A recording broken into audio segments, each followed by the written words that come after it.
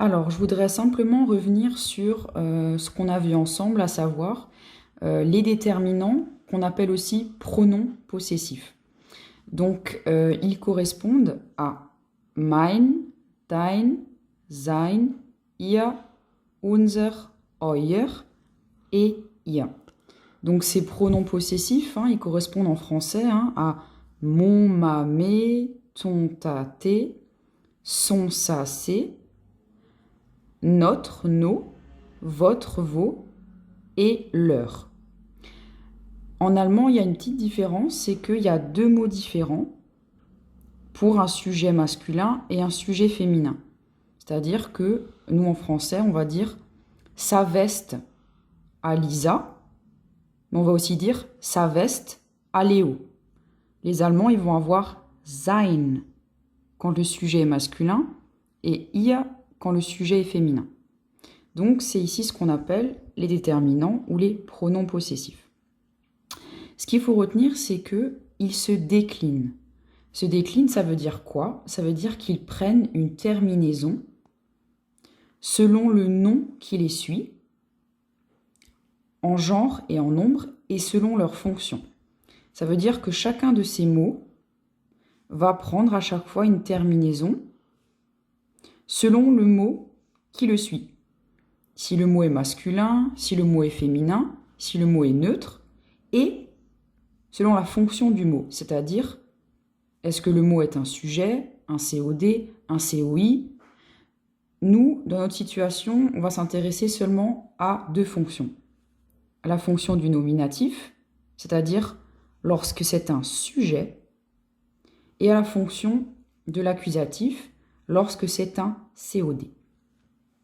Donc, dans une phrase, si je retrouve mon pronom possessif qui est un sujet, dans ces cas-là, en général, il est toujours placé en début de phrase. Ici, deux exemples. Mein Bruder ist groß. Mon frère est grand. Ici, le sujet, c'est mein Bruder. Qui est grand? Mon frère. Deuxième exemple. Seine Schwester heißt Lisa. Sa sœur s'appelle Lisa. Sa sœur, c'est le sujet. Qui est-ce qui s'appelle Lisa? Sa sœur. Donc, dans ce cas-là, quand on est dans le nominatif, eh bien, je reprends mes pronoms ou déterminants possessifs. Et il y a une seule chose qu'il faut retenir. C'est très simple, c'est que quand le mot qui le suit est au féminin ou au pluriel, je rajoute un E.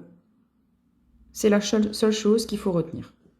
Par exemple, meine Schuhe sind schwarz. Schuhe, c'est un mot au pluriel.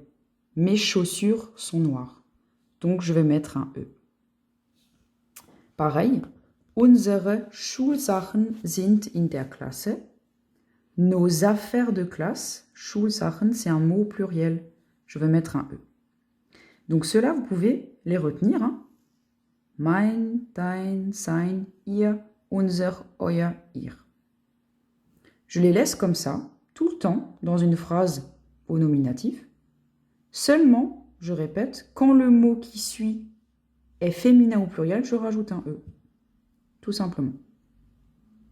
Dans le deuxième cas, mon pronom ou déterminant possessif n'est pas un sujet, mais est un COD, complément d'objet direct. Par exemple, dans la phrase « Ich sehe meine Schwester ». Meine Schwester, c'est un COD. Je vois qui?